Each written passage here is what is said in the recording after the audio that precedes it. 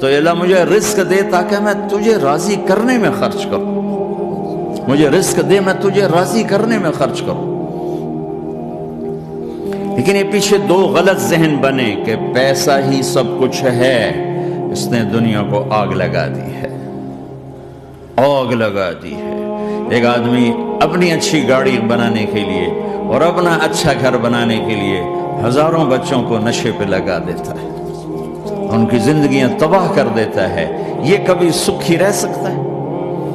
اور اگر یہ 4 دن موج میلہ کر بھی لے گا تو کیا پیچھے موت نہیں؟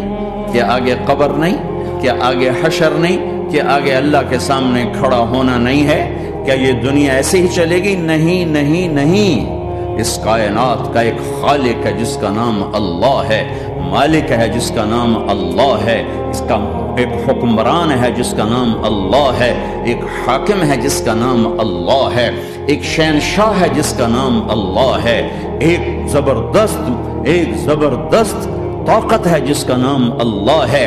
مشرق پر بھی اللہ ہے اور مغرب پر بھی اللہ ہے اور شمال جنوب پر بھی اللہ ہے اور آسمانوں پر بھی اللہ ہے اور دھرتی پر بھی اللہ ہے۔ اللہ کی قسم، میرا ہاتھ کا یوں حرکت کرنے پر بھی میرے اللہ کا قبضہ ہے، میری زبان کے بول پر میرے اللہ کا قبضہ ہے، میرے یہاں بیٹھنے پر میرے اللہ کا قبضہ ہے، تمہارے کھچ کے آنے پر اللہ کا قبضہ ہے۔